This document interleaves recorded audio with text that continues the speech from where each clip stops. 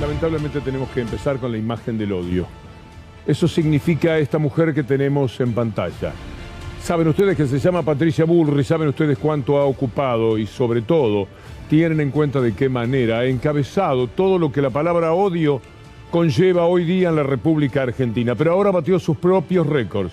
Ante la operación de Cristina Fernández de Kirchner, Patricia Bullrich dijo que se esconde, que lo hace para esconderse, que siempre que tiene que asumir alguna responsabilidad se esconde. Más allá del disparate que implica esta expresión en una especie de borrachera de odio, más allá de todo eso, hay que decir que no sería exactamente el caso de Cristina Fernández de Kirchner. Patricia Bullrich en Salta, hablando ante periodistas, manifestó que lo que hace Cristina Fernández de Kirchner es esconderse, que programó la operación para esta etapa justamente para no dar la cara, justamente Cristina Fernández de Kirchner. Más odio no se consigue. Y van ustedes a ver la noticia, Patricia Bullrich tras la operación de Cristina Kirchner. En los momentos difíciles se esconde.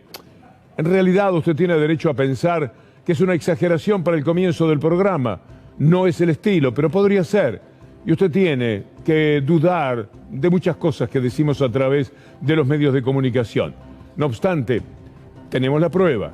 Esto que a usted le provoca asombro y seguramente le lleva a pensar que podría ser una invención, lo vamos a demostrar acto seguido con Lautaro Maislin. Muy buenas tardes. Truco, buenas tardes para todos ustedes. Así es, lo dijo en la provincia de Salta ante periodistas en una conferencia de prensa, apoyando ella a sus candidatos. Recordemos que ella es la presidenta del partido PRO que integra la alianza Juntos por el Cambio. Y vamos a ver sus manifestaciones de odio cuando le preguntaron por la ausencia de Cristina Fernández de Kirchner en uno de los actos que finalmente va a ser el jueves que viene. Dijo lo siguiente. ¿No va a estar Cristina Fernández de Kirchner?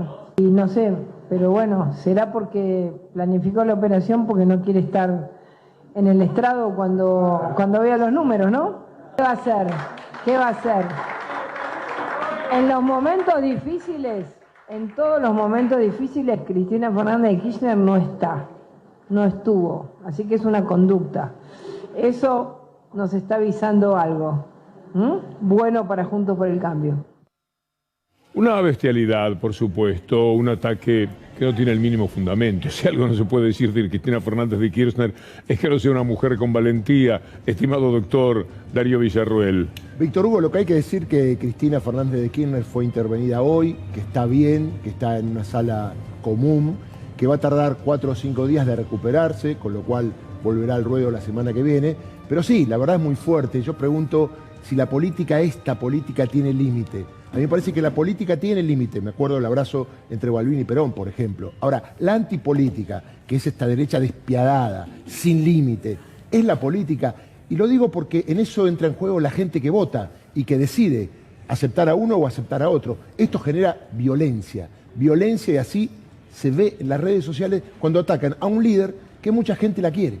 Esto ocurrió en Salta, ahora está en Jujuy con Gerardo Morales en su carácter de presidenta del PRO, para presentar a Gerardo Morales. No se sabe exactamente. El próximo disparate puede ser todavía mayor, aunque después de esto es muy difícil imaginar una tesitura igual. ¿Ibas a decir algo, Steffi? No, pensaba justo el contraste entre Cristina Fernández y Patricia Bullrich sobre la salud de un adversario político, de un oponente más que de un adversario. Cristina Fernández de Kirchner, cuando se trató de la salud de Esteban Bullrich, lo llamó, fue empática, no hizo ningún tipo de lectura política, de traerlo hacia su molino. Bueno, creo que hay diferencias importantes, ¿no? Lo que ha hecho hoy Cristina Fernández de Kirchner es operarse, porque no lo debe hacer por gusto, una histerectomía se llama, ¿verdad? Tal cual. Es algo que a lo que no se procede para esconderse políticamente. Una persona que lleva tantos años en la palestra, que ha ganado y perdido elecciones, ella, su marido, el partido que integra, porque los números no hayan sido buenos, es tan miserable. Bullrich es una dama y la verdad es que cuesta mucho recorrer caminos. Es un poco más fácil con los hombres, para los hombres, pero al mismo tiempo es muy indignante. Es una persona muy fea, con el alma convertida en algo que de corazón debe tener una piedra. Y ya mientras al mismo tiempo serrucha a Macri, porque ella juega a que va a ser la candidata a presidenta porque sabe que Macri se va a caer, que no se sostiene. Es decir, todo lo que está haciendo es traicionar a Macri. En verdad, mientras dice que está del lado de Macri y lo acompaña a Dolores, por ejemplo. Y mientras realiza esta cobertura nacional de andar provincia por provincia mostrándose para sacarle también ventaja a Larreta, que es conocido en la ciudad de Buenos Aires, sobre todo por sus negocios inmobiliarios, que están en danza y dando vueltas y de los que nos vamos a ocupar en este programa, y también por la bicisenda, hay que reconocerle. También porque nunca más avanzó un metro en un metro o lo que fuera, pero está tratando de sacarle ventaja a Larreta, Patricia Bullrich, porque piensa que es el contendiente directo. Y mientras hace todo eso, a ella le parece bien decir algo que vale la pena reiterar, porque es de tal bajo nivel, es tal la bajeza a la que recurre Patricia Bullrich, es tal la impiedad de la que hace gala, procede con una intolerancia, con una agresividad que humanamente duele. Es decir, Patricia Bullrich no es una fea de la clase política, es humanamente una persona muy fea. Ha caído siempre a lo más bajo que se puede caer. Ya peor no hay, no se consigue. Después de una persona que tiene que afrontar una operación con todos los riesgos que lleva una operación, así sea sencilla. Y esta no lo era tanto, por otra parte. Pero cada vez que entramos a una sala de esas, pueden pasar tantas cosas, pero tantas. Y ella, mientras tanto, jugando con una estúpida sonrisa a que lo que está haciendo Cristina Kirchner es programando la operación para estos días para esconderse. Yo no sé cuánto tiene para estar en el hospital Cristina Kirchner. 4 o 5 días. Bueno, es muy probable que el jueves esté en el acto final. Y no sería improbable que el propio acto haya sido suspendido para que ella pueda estar. Correcto. Es decir, justamente para no esconderse. El acto iba a ser el sábado. Yo tengo que hablar del libro de Piazzolla, El Merlo, y me habían dicho mejor lo hacemos el domingo en la feria del libro. Tal cual. Les mando un saludo. Con mucho gusto el sábado, más o menos a las 5 de la tarde, voy a estar por allí. Pero suspendieron para el domingo, en principio, porque se iba a hacer el acto. Al final no se realiza. Y tengo para mí la idea de que acaso no se hizo el acto porque no iba a estar Cristina Fernández de Kirchner, que es todo un símbolo. No sé si al jueves próximo llega, porque siempre hay una convalecencia de todo esto. Pero decir lo que manifestó Patricia Bullrich, que vamos a escuchar nuevamente, me parece que es un paso más hacia el abismo de la calidad política que se tiene en la Argentina. No nos olvidemos que esto se da la mano, y ahí viene la presencia del periodismo mafioso, de lo que el otro día mostrábamos del diario de los hermanos Aguiar, La Vieja, El Gordo, todos esos insultos que después fueron recogidos en una nube de insultos en el canal que banca Macri. Mire, todo es tan vergonzoso, todo es tan triste al mismo tiempo, que no podemos ya manifestarnos sorprendidos de Bullrich o de lo que se hace políticamente o de los medios de comunicación, de tal agresividad, de una expresión tras otra en la cual lo que se hace con el adversario es tratar de destruirlo siempre. Porque quizás el mensaje que tiene para darse es muy pobre, y entonces hay que ir, y siempre con la jauría de los medios mafiosos de la República Argentina, sobre las personas a las que es necesario estigmatizar, perseguir, anular, porque políticamente tienen muy poco para decir. Vamos a escuchar otra vez, a ver a Patricia Bullrich hablando de Cristina. ¿No va a estar Cristina Fernández de Kirchner? Y no sé, pero bueno, será porque planificó la operación porque no quiere estar en el estrado cuando vea los números, ¿no? ¿Qué va a hacer? ¿Qué va a hacer? En los momentos difíciles, en todos los momentos difíciles, Cristina Fernández de Kirchner no está, no estuvo, así que es una conducta. Eso nos está avisando algo bueno para Juntos por el Cambio. ¿Qué palabra es correcta? Inadmisible, incalificable, bochornoso, un despropósito. ¿Qué podemos sumar a esto dicho con una persona que está operándose en un hospital? Convaleciente en este momento. Convaleciente en este momento. Yo no sé. De verdad que a mí, Patricia Bullrich, como a mucha gente, también es verdad que tiene seguidores notables. Hay que ver qué hay en el corazón de esas personas. Pero de todas maneras, habiéndola visto decir en un estado bochornoso en cuanto a su coherencia, que había que andar armados, que el que quiere andar armado y que el que no. El respaldo que le ha dado a asesinatos cometidos en la Argentina contra Rafael Nahuel, la persecución y muerte a Santiago Maldonado, el asesinato del chiquito de 17 años en Tucumán, menos de 12 años. Todo esto es algo que define muy claramente quién es Bullrich. Bueno, su defensa del policía que mató por la espalda, Chocobar. La doctrina Chocobar que quiso instalar, quiso modificar la ley y dio un mensaje porque después se repitieron muchos hechos que policías actuaron como actuó Chocobar y cuando están acusados los condenan y no pueden decir, porque me dijo Patricia Bullrich que si hacía esto me iba a ir bien. Tengan cuidado porque la doctrina Chocobar no va y los policías que matan por la espalda son juzgados y condenados. Rafa Palavecino, me da mucho gusto saludarte. Buenas tardes. Buenas tardes, estamos en el sanatorio Otamendi, en la calle Ascuénaga y esquina Córdoba, y aquí es donde se realizó la cirugía a la vicepresidenta Cristina Fernández de Kirchner. Ahora seguramente verás algunos carteles que han ubicado en el frente, en la fachada de este hospital, que dice Fuerza Cristina, Cristina ya sabes, a vos te banca la JP, Fuerza Cristina también otro cartel más, algunos carteles que han colocado militantes, simpatizantes de Cristina Kirchner, que han venido acá a expresarle su apoyo y su cariño por esta cirugía, este procedimiento ginecológico quirúrgico que ha sido realizado por vía laparoscópica, según rezaba el parte médico que fue difundido a partir de la finalización de la operación. La vicepresidenta está cursando un postoperatorio de forma normal, resta que haga reposo y en los próximos días se tendrá que ahora especificar cuántos días tendrá que permanecer aquí. Se estima que serán algunos días, quizás hasta la semana que viene, no lo sabemos muy bien, pero está cursando el postoperatorio y será luego dada de alta a partir de esta operación que bueno, fue mantenida de forma reservada y bueno, esta mañana se realizó la cobertura, se la observó a la vicepresidenta salir de su domicilio y venir hasta acá en donde se realizó esta operación a cargo de los doctores Ortiz y Gorosito. Ahora vamos al encuentro de Nicolás Munafó. Muy buenas tardes. Hola Víctor Hugo, buenas tardes, ¿cómo le va? Bueno, en la Embajada de México, a la espera de que en breve comience la presentación del libro Evo, Operación Rescate, que ha escrito Alfredo Serrano Mancilla, y esto va a narrar obviamente lo que ha sucedido tras el golpe de Estado en Bolivia, llevado adelante el 10 de noviembre de 2019, bueno, cómo fue ese tiempo de Evo Morales, cómo estuvo en México, cómo vino hacia la Argentina.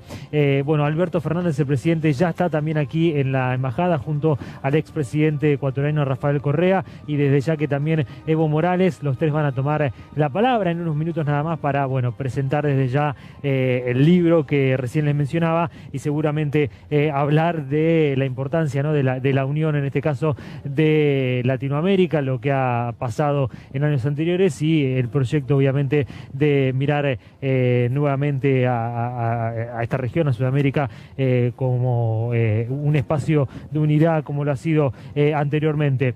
Como decía Víctor Hugo, ya ha llegado el presidente Alberto Fernández, ya está Evo Morales también, Rafael Correa, así que seguramente en los próximos minutos tendremos la palabra de ellos tres en la presentación de este libro que, como le decía, marca lo que sucedió con Evo Morales después del golpe allí en Bolivia y que se llama Evo, Operación Rescate.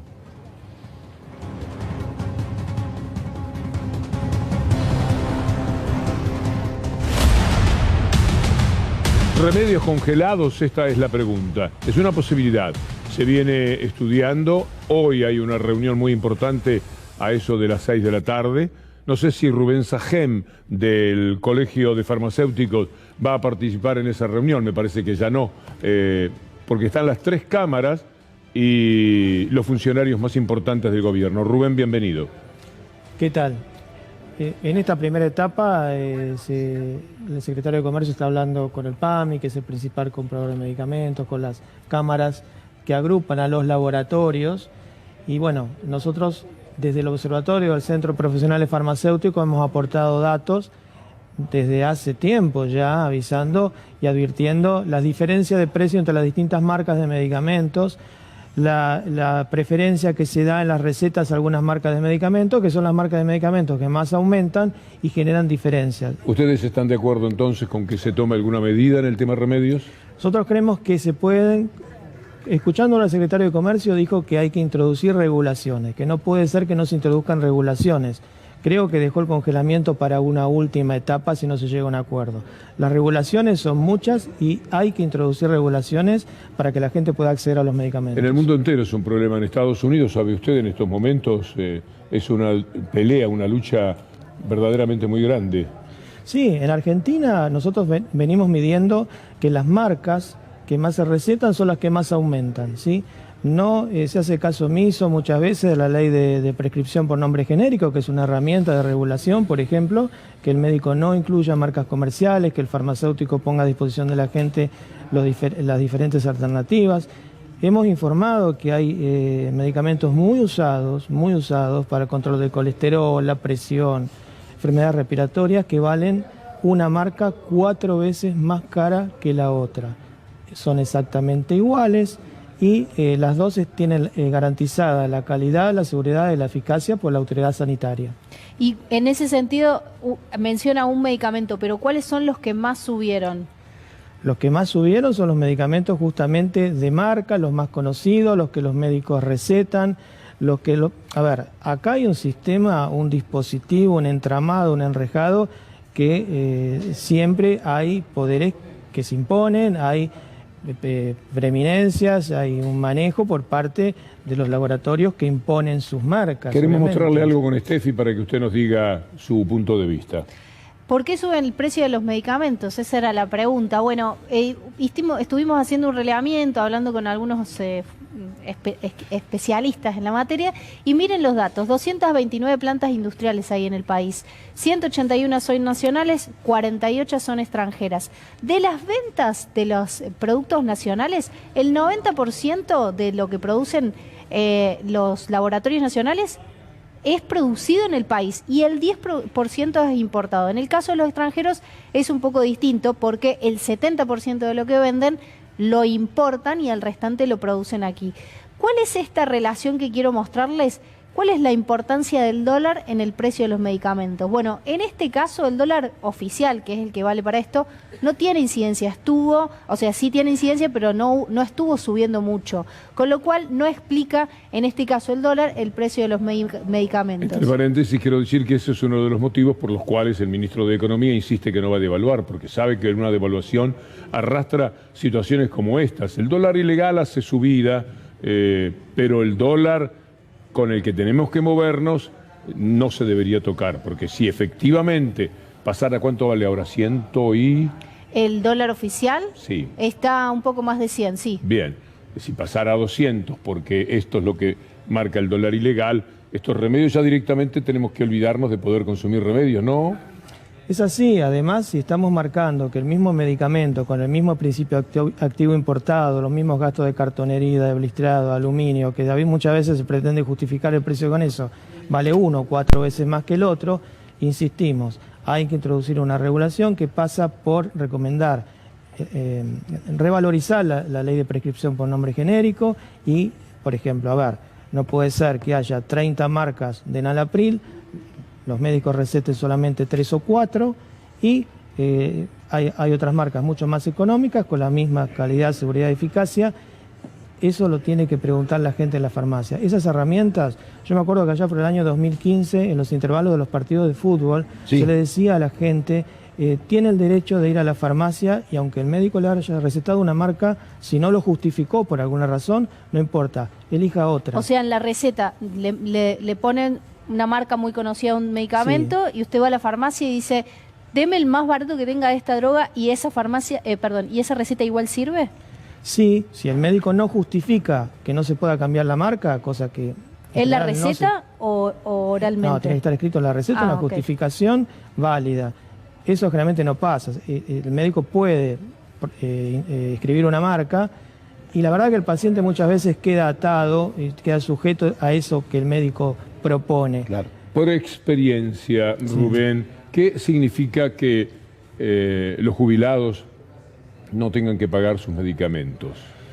Lo del PAMI es otro mecanismo de regulación. El PAMI logró, sabiendo que los medicamentos venían aumentando por sobre la inflación, a ver, en los años 2018 y 2019 cayeron 80 millones de unidades de medicamentos que no se usaron porque la gente no los podía comprar. Bueno, ¿Por esa qué? gente, parte de esa gente murió. Yo recuerdo una información que daba cuenta de la muerte por lo menos de 9.000 personas en función de no poder comprar sus medicamentos. Nosotros lo veíamos en la farmacia, venía con recetas de PAMI de 2 o 3 medicamentos y decían, bueno, puedo llevar uno, decime cuál es el más importante. Se pasó a que una persona que tenía que tomar una pastilla tomaba media, la que tenía que tomar una todos los días lo hacía día por medio. Cuando nosotros medimos del observatorio de CEPROFAR, vimos que había caído 80 millones de unidades la dispensa de medicamentos. Eso se fue recuperando. A ver, ¿por qué hace el PAMI un convenio a un precio menor? Que insisto que es un mecanismo de regulación. Y porque ese dinero lo reinvierte en más cobertura. Al laboratorio en realidad no pierde nada, hace un convenio, cobra más barato y vende más. La farmacia sí está complicada porque tiene que hacer el seguimiento de más pacientes, más trabajo administrativo, bueno, eso hay que regularlo. Pero en realidad esos son los ¿Qué van a mecanismos de decir hoy, regulación. piensa usted, por conocerlos, las cámaras, en la reunión? Las cámaras van a defender a rajatabla, la verdad con argumentos que no son sostenibles, su libertad de fijar los precios de sus productos. Su negocio, diríamos. Y la verdad que Argentina es uno de los pocos países que deja a los laboratorios fijar el precio de sus mismos productos y parte de ese dinero que sobrecargan en los precios lo utilizan en marketing, en publicidad, en inducir al médico. En protección periodística también. Bueno, la realidad es que hay medicamentos muy conocidos, muy recetados, que son los que más aumentan y eso no puede ser. Además de la reunión que se está produciendo, se va a producir en minutos nada más en el Ministerio de Salud entre funcionarios nacionales y los laboratorios o las cámaras de laboratorios, la semana que viene se va a reunir el secretario de Comercio Interior Nacional, Feletti, con el ministro de Salud de la provincia de Buenos Aires. ¿Por qué? Porque también hay que ver, además de qué es lo que pasa en el PAMI, con el IOMA, que es la cobertura de salud de la provincia. Habló Nicolás Kreplak sobre toda esta situación y decía lo siguiente. ¿De qué manera te parece que podría controlarse el precio de los medicamentos?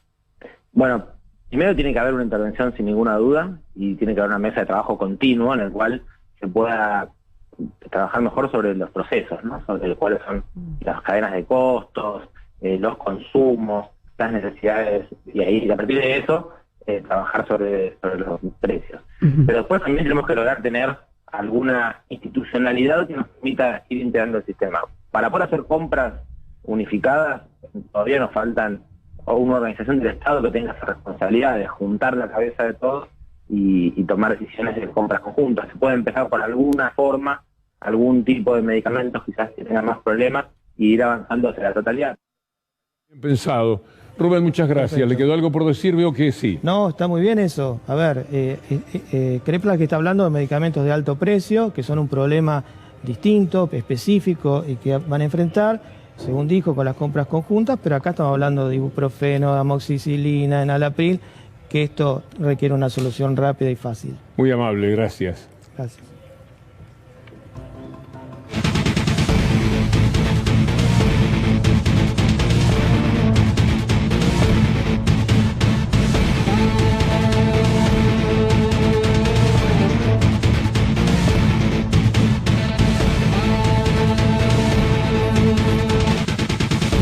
El dólar es un tema que está pasando ahora mismo, Estefanía. Sí, y en el medio de un día en el que tocó su máximo histórico, llegó a valer 200 pesos el blue, el Banco Central decidió una nueva regulación. Hoy es jueves, hubo reunión del directorio del Banco Central y lo estamos viendo allí en pantalla. Fijó nuevos límites al dólar para desalentar la demanda. ¿A través de qué? Una regulación de los bancos para que no suban su posición en dólares, sobre todo teniendo en cuenta que estamos de cara a las elecciones. Esos límites justamente son los que impedirían la demanda especulativa. Insisto, lo hizo a través de una nueva regulación, la vamos a conocer en un rato nada más. Esto fue adelantado por algunas fuentes del Banco Central.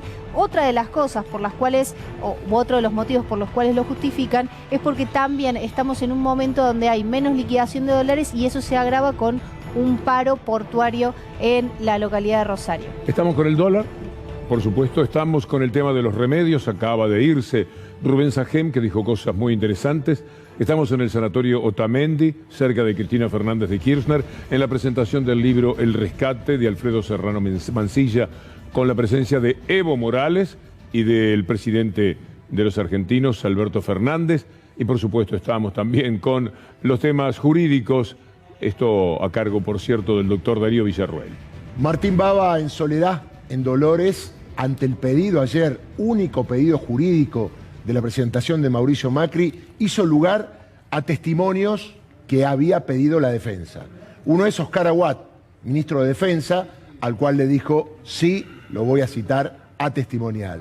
Otro tiene que ver con De Andrés, un hombre muy cercano a Mauricio Macri, que no sabemos para qué lo cita, pero el juez le dice, está bien, tráigalo. También para los jefes de la Casa Militar y la Casa Rosada, para que informen respecto de los movimientos que tenían que controlar lo que hacía el presidente. Pero un dato fuerte, el juez se opuso a la declaración testimonial de Patricia Bullrich, porque claro, la pregunta es, ¿qué podría aportar Patricia Bullrich en cuanto al tema del espionaje a los familiares de los tripulantes del ARA San Juan? Bueno, el juez le dijo que no, esto no es apelable, pero me da la impresión que el juez está haciendo un juego limpio, para decir, bueno, usted me pide, yo lo cito, para evitar cualquier presión que le están haciendo para sacarlo de la causa.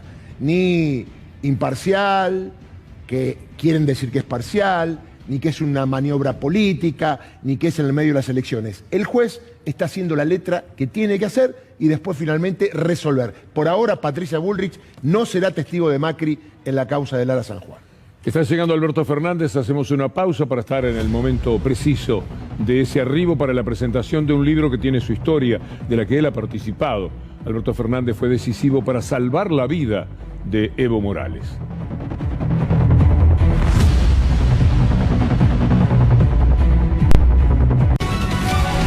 Estamos cerca de Alberto Fernández, de Evo Morales, los vamos a escuchar. Quien va a estar mañana con ellos es Hugo Yasky, el diputado, nada menos. ¿Qué tal, Hugo? Bienvenido.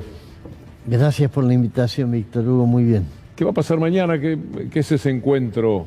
Mañana hacemos un plenario nacional, va a haber más de 2.000 delegados y delegadas de todo el país, lo hacemos en Avellaneda, y como es el 5 de noviembre vamos a cerrar el plenario nacional con la recordación del no al ALCA, es decir, aquello que sucedió en Mar del Plata en el año 2005, y que hizo que presidentes como Lula, Néstor Kirchner, nada más ni nada menos, estaba Evo Morales, que no era presidente, y otros le dijeran no al ALCA, es decir, no a la pretensión de Estados Unidos de que fuéramos su patio trasero. ¿Es fecha del ALCA? Sí, es la fecha del rechazo al ALCA. Se cumplen 16 años de esa gesta popular. ¿Qué cosa, aquello que entra en el corazón del pueblo para siempre? Porque 16 años parece muchísimo y sin embargo es un episodio que está fresco. Parece muchísimo y todos los años lo fuimos recordando, a veces hasta con los propios protagonistas en actos multitudinarios, después vinieron las épocas difíciles y hoy volvemos a ver con mucha esperanza, seguramente Evo va a hablar de eso mañana junto con Correa, que también van a estar en el acto, va a estar el gobernador de la provincia, Axel Kicillof, van a hablar de este reverdecer de la esperanza en América Latina, porque pese a que la derecha... Vamos a tener que arrimarle un fueguito nosotros también desde la Argentina. Pero vos fijate que Bolsonaro, que parecía ser el gran, bueno, primero fue Macri, después Bolsonaro, todos esos líderes a los que la derecha apuesta tanto, después se consumen como una vela. Sí. Y se van... No nos embalemos, Hugo, yo conozco la ilusión y tengo la misma ilusión que usted, pero Chile dicen que en el balotaje gana el de la derecha. En Perú, al vencedor por la izquierda lo están por sacar, lo van a sacar, no va a terminar el mandato. Se me ocurre, usted no diga nada porque usted tiene otra responsabilidad. Lasso le ganó al presidente Correa. Es verdad lo de Lula, es una esperanza. Es una esperanza y muy grande. Pensemos para nosotros que vamos a enfrentar un año difícil, significa muchísimo la posibilidad de que esta caída en picada de Bolsonaro permita que el gobierno de Brasil sea un gobierno cercano a nosotros. Hugo, ¿la conoce a Bullrich? ¿Se cruza con ella? ¿Ha charlado con ella? No, hace mucho que no me cruzo con Bullrich, porque tampoco la he visto en la Cámara de Diputados. ¿Sabe lo que dijo hoy? No tengo idea. ¿Se lo podemos pasar a Hugo Yasky? Me parece relevante. ¿No va a estar Cristina Fernández de Kirchner? Y no sé, pero bueno, será porque planificó la operación porque no quiere estar en el estrado cuando vea los números, ¿no? ¿Qué va a hacer? ¿Qué va a hacer? En los momentos difíciles, en todos los momentos difíciles, Cristina Fernández de Kirchner no está, no estuvo, así que es una conducta. Eso nos está avisando algo, bueno para Juntos por el Cambio. No, que conociendo la situación que está afrontando en este momento la vicepresidenta, me parece una canallada y me parece vandalismo verbal el de esta mujer. Realmente, además siendo mujer y tratándose de lo que está viviendo en este momento la presidenta de la Nación, me parece una falta de respeto que demuestra que esta canalla no tiene valor moral ni ético para hablar de alguien como Cristina Kirchner. Hugo, yo decía que para mí esto es parte de la antipolítica, no de la política. Recordaba que cuando Alfonsín ganó las elecciones le ofreció un cargo en la Corte a Ítalo Duder.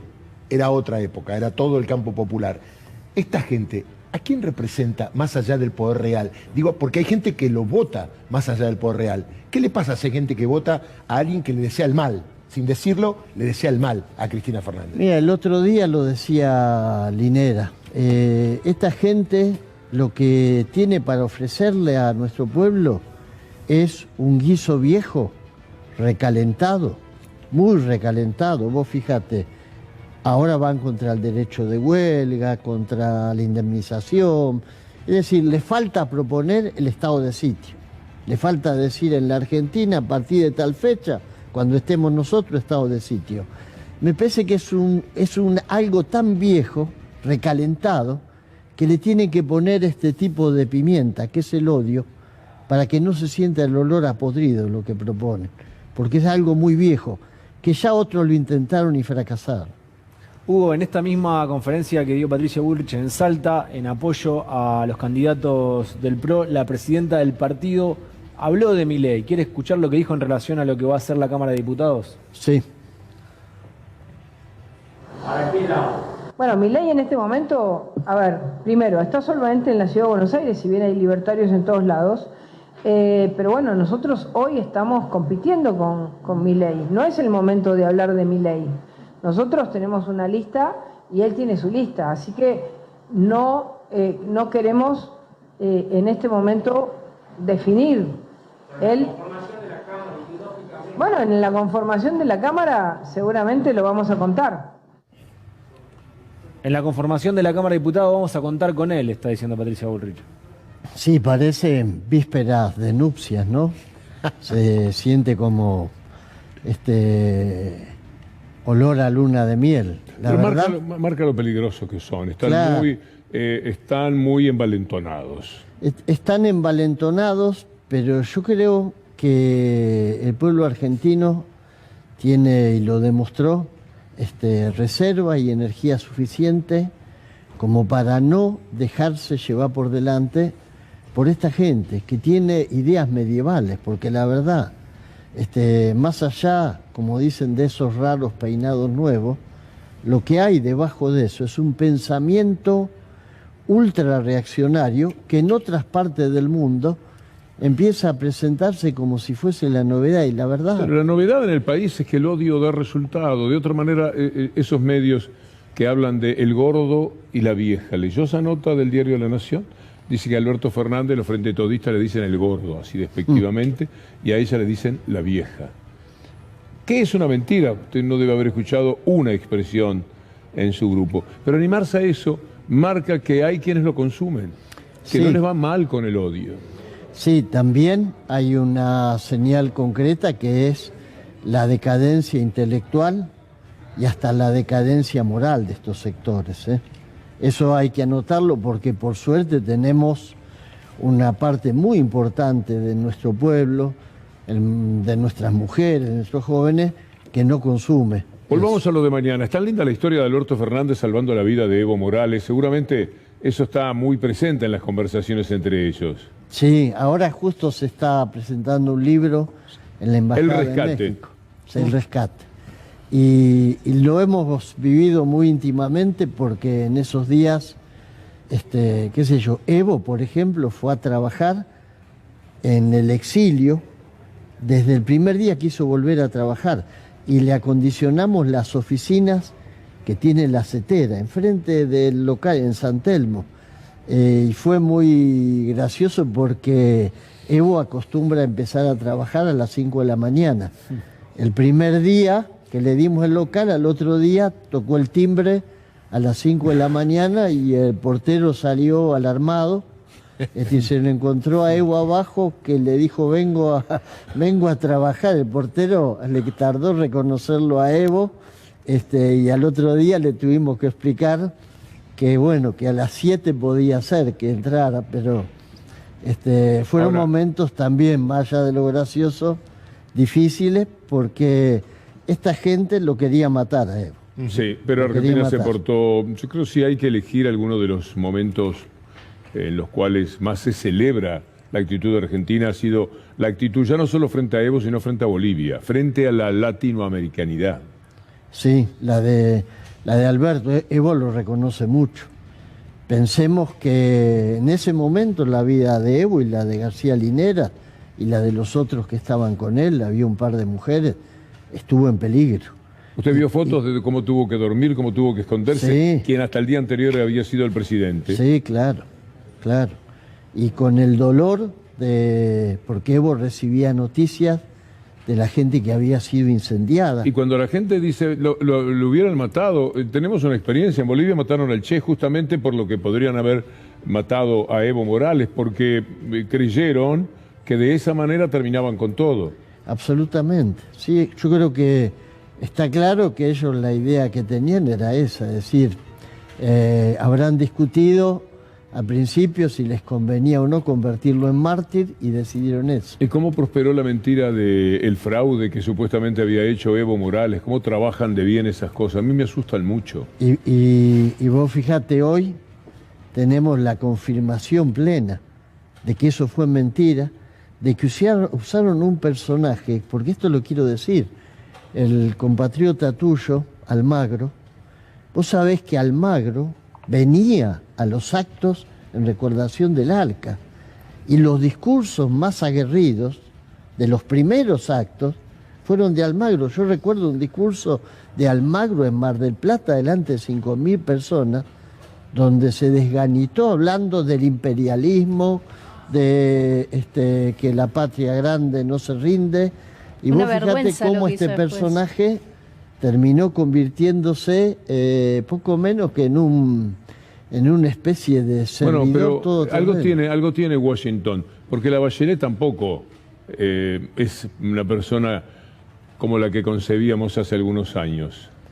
Sí, es verdad. Lo que pasa, yo creo particularmente que entre Bachelet, que siempre fue una expresión socialista medio de centro, y Almagro, que vociferaba su pensamiento antiimperialista y de buenas a primeras, me imagino que unos cuantos dólares mediante se convirtió en otra cosa, un converso, creo que hay una diferencia. Lamentablemente, ese tipo de personajes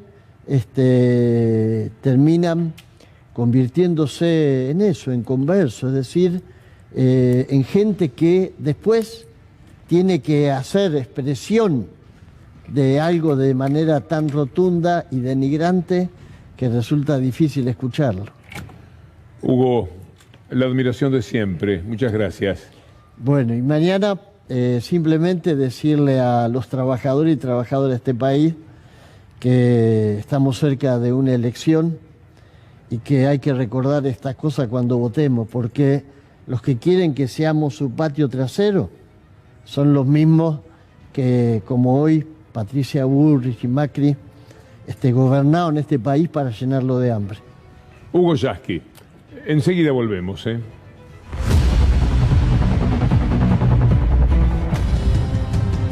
Novedades en torno a Cristina Fernández de Kirchner. Estefanía. Segundo parte médico, la doctora Cristina Fernández de Kirchner continúa con una evolución favorable del procedimiento quirúrgico realizado en horas de la mañana de hoy, en buen estado general y con buena recuperación de la anestesia. Esto es lo primero que incluye el comunicado del Sanatorio Otamendi. Sigo leyendo. En dicho procedimiento se le realizó una histerectomía ampliada por vía laparoscópica. Es el procedimiento que le hicieron a la vicepresidenta. De acuerdo a la evaluación macroscópica realizada, el pólipo uterino encontrado presenta características benignas. El resultado definitivo del examen histopatológico se emitirá la semana próxima. Estamos viendo allí el comunicado firmado por la doctora Marisa Lafranconi, que es la directora médica del Sanatorio Otamendi.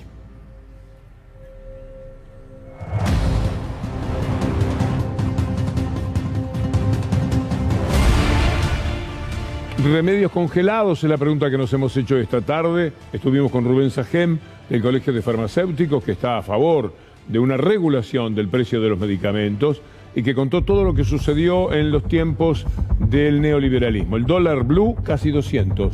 Tocó 200 y terminó cerrando en 199. Víctor Hugo se preguntará por qué subió. ¿Por qué subió? ¿Por qué subió? Es principio de mes, primero empieza a dolarizarse, están cerquita las elecciones también y están subiendo los dólares financieros. ¿Vio los dólares que surgen de la venta y la compra de bonos o de activos financieros en general? Eso también está subiendo, dicen algunos analistas. El blue está acompañando un poco también ese camino de suba. Lautaro Maislin. Sí, estuvo Mauricio Macri después de la agresión a nuestro compañero Nicolás Munafoya. Vimos ayer lo que dijo en relación a lo sucedido en Dolores, pero se animó a hablar del cepo y dijo lo siguiente. Hay demasiada cantidad de pesos y a pesar de todos los cepos, la verdad hay que sacarse el sombrero porque pensábamos que había un nivel de cepos. Ya inventaron cepos de tercera, cuarta, quinta y sexta generación. O sea, el cepo ha tenido cepitos y crecen y se reproducen. Pero la realidad es que es como la sensación. Ustedes también tuvieron cepo, ¿eh? No, nosotros tuvimos que ponerlo y lamento no haberlo puesto el 12 de agosto a la mañana, porque cuando se acabó nuestra economía teníamos puesto el cepo porque todo el mundo se quería ir y hubiésemos evitado esa última devaluación y un salto en el nivel de inflación y de pobreza que no correspondía al esfuerzo que habíamos hecho hasta ese día que estábamos a punto de tener un mes de 1, algo de inflación después de meses. Qué cosa, ¿no? La cara de desconcierto del periodista que seguramente tenía en cuenta que el último cepo lo puso Mauricio Macri, si mal no recuerdo. Sí, lo puso en las elecciones a las 12 de la noche, además después de las elecciones generales lo cerró un poco más. Pero no solamente eso, no solo se fue con un cepo, se fue defaulteando deuda en pesos, algo insólito. Esas dos cosas yo Macri antes de irse. Sí, puso en marcha nada menos que un default, de no pagando los compromisos que tenía en pesos. Reperfilando, ¿se acuerda que hablaban de reperfilamiento? Inventaron un término con la complicidad de los periodistas, por supuesto. Nosotros vamos a reperfilar ya mismo el programa con una pausa y volvemos con la columna. El capitalismo salvaje está llevando al mundo a un verdadero abismo. Es un desastre lo que pasa. Vamos a empezar con esta información que nos habla de 800 millones de personas que están en estos momentos viviendo en situación de hambre total. Más de 800 millones en el mundo sufren de hambre crónica, hambre que además es para siempre. Esto lo dice nada menos que la Organización de las Naciones Unidas para la Agricultura y la Alimentación, la FAO. La importancia de una dieta saludable parece un exceso de imaginación frente a lo que está ocurriendo en estos momentos en el mundo. Miren ustedes lo que pasa con los alimentos, cómo no va a haber hambre. Desde 2011, que no tenían un ascenso en los precios en el mundo, en el promedio del mundo, tan grande como el que está teniendo ahora. Los precios mundiales de los alimentos alcanzan un nuevo nivel máximo desde julio del 2011. El índice de precio de los alimentos de la FAO, que hace un seguimiento mensual de una canasta de productos alimenticios, registró un aumento que en el promedio es altísimo. Habla un experto de la FAO sobre este tema. Ahora de alimentos, de su precio, de cómo la pandemia agudizó el desafío en todo el mundo de alimentación. Tenemos aún problemas de precios muy altos en el caso de trigo, y los países que son importadores netos de trigo lo están sufriendo, y eso se debe fundamentalmente a que ha habido una caída de la producción por sequías en Estados Unidos y en Brasil, que han afectado las estimaciones mundiales de producción. En cuanto a qué es lo que se requiere para solucionar el problema de uno de los indicadores, que es el indicador de nutrición crónica en el mundo, estamos hablando que se requiere adicionalmente, se requieren entre 40 y 50 billones más al año. El trigo, las sequías, sí pueden haber gravitado, pero lo que más duele en el mundo es la desigualdad, porque cada vez los que están abajo reciben menos salarios, se quedan sin trabajo y se van hundiendo poco a poco en el hambre ellos con su familia. Esto es lo más importante. Si hubiera igualdad, podríamos afrontar la sequía y la falta de trigo sin ninguna duda, pero no la hay. Y lo reconoce, por ejemplo, Robert Reich, que ha sido un trabajador muy importante al lado de Clinton en los buenos momentos de aquel presidente. Elon Musk's wealth has surpassed $200 billion. It would take the median U.S. worker over 4 million years to make that much. Wealth inequality is eating this country up. For example, if someone invested $1,000 in 1978 in a broad index of stocks, say the S&P 500, they would have $31,823 today, adjusted for inflation. Who's benefited from this surge? The richest 1%, who now own half the entire stock market. But the typical worker's wages have barely grown. Most Americans haven't earned nearly enough to save anything. Beyond those fixes, we need a new wealth tax, a tax of just 2% a year on wealth in excess of $1 million. That's hardly a drop in the bucket for centibillionaires like Jeff Bezos and Elon Musk. A mí me provoca mucho orgullo que ustedes hayan aceptado esta propuesta nuestra diariamente de mirar el mundo, porque de esta forma podemos poner un marco dentro del cual se tiene que desenvolver la Argentina. Cosas que pasan aquí y que son, por ejemplo, muy criticadas, muy atacadas por la mafia mediática. No obstante lo cual, en el mundo, les mostramos cada día, sucede lo mismo. Hablamos de la desigualdad en la Argentina y ahí tiene usted la inmediata prueba de que también esto se da en el mundo entero, con su correlato dentro de la Argentina, empeorando todavía lo que sucede. Mire usted lo que publica hoy el Washington Post. Esto es muy interesante. Interesante para poder también evaluar nuestras cosas. La Cámara de Representantes prevé votar hoy el plan de gastos de Biden, mientras los demócratas moderados continúan cuestionando los costos. Los demócratas moderados son los que están más a la derecha.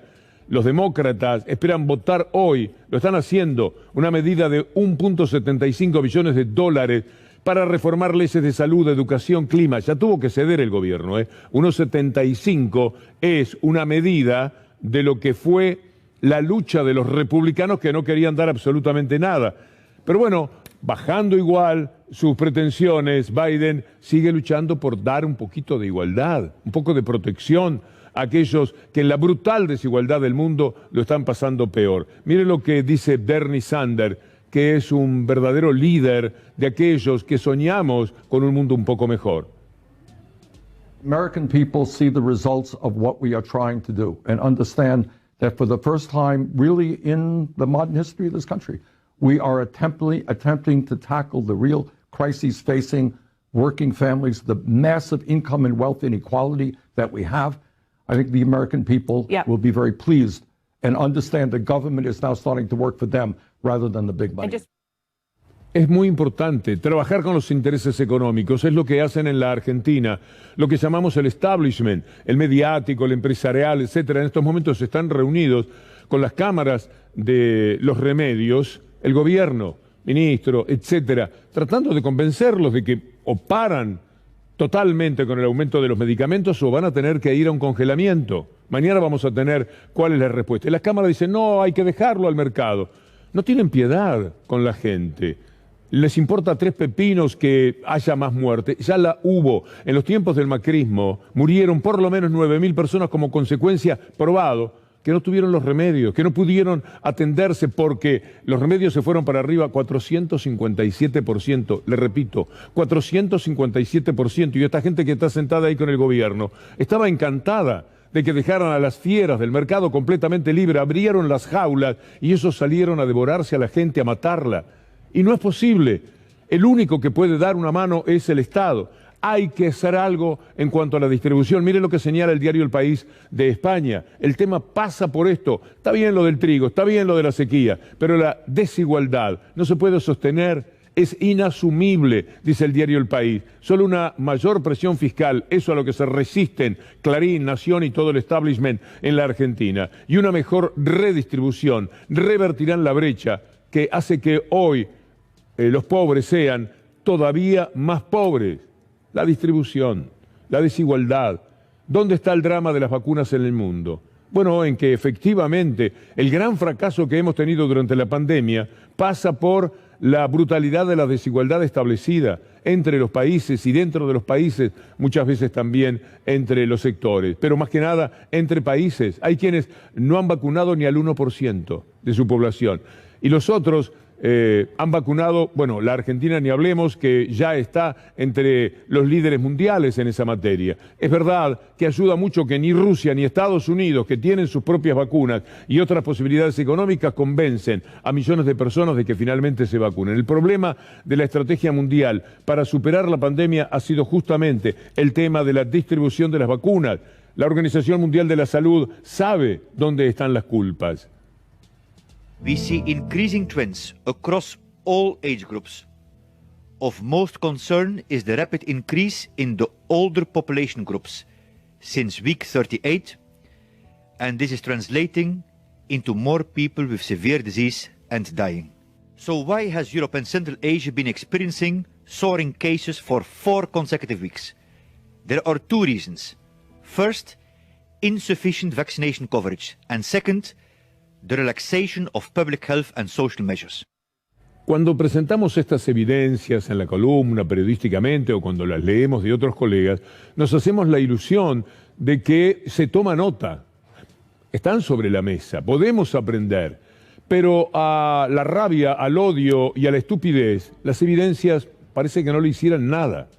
En consecuencia, puede registrarse un dato como este que llega de Chile.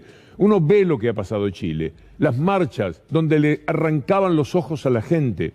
Parecería que puede ganar en el balotaje el candidato de la derecha. Mire esto, es asombroso.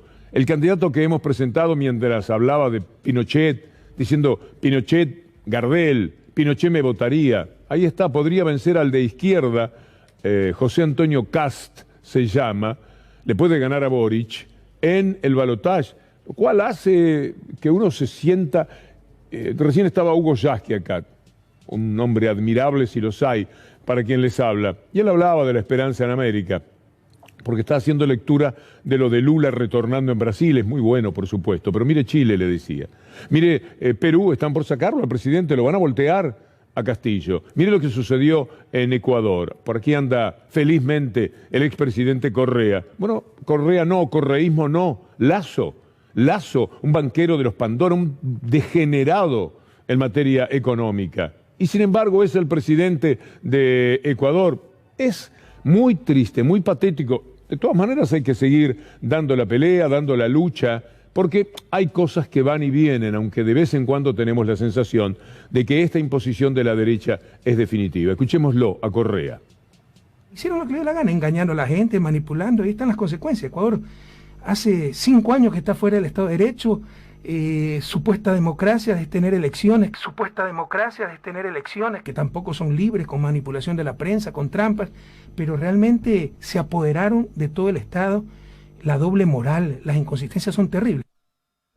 Rafael Correa conversando esta mañana con Cintia García y hablando de los medios que son naturalmente el buque insignia de ese desastre que se hace en la Argentina particularmente, de forma muy pero muy especial. No tiene parangón en el resto del mundo lo que es la mafia mediática de la Argentina. Hay medios malos, regulares, de la derecha, son los más poderosos en todos lados, pero tienen sus matices y además no están comprometidos con sus propios negocios. Por lo tanto, no pueden decir nunca la verdad si la verdad afecta a esos negocios, como sucede aquí, porque van contra las tarifas. Porque cada vez que el gobierno dice vamos a congelar tarifas o vamos a aumentar, no el 20, sino el 5%, ponen el grito en el cielo y mandan a toda la perrada a que salga a luchar contra el gobierno, porque son ellos los interesados en que eso no prospere, porque son sus propios negocios. Esto no pasa en ninguna parte del mundo.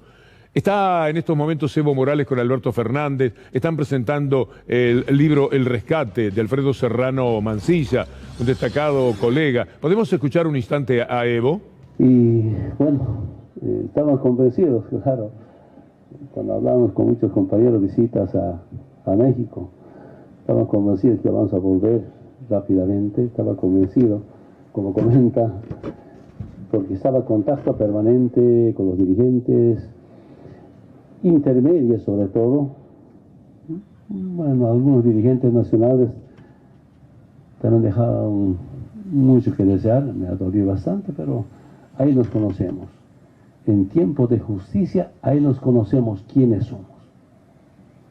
Los que se declaran independiente, neutral, está al medio, siempre está con el... Yo lo veo a Evo Morales y no puedo creer lo que ha sucedido en Bolivia. Dieron un golpe de Estado porque supuestamente él había hecho fraude en las elecciones, que había ganado bien, como después reconocieron todas las universidades norteamericanas.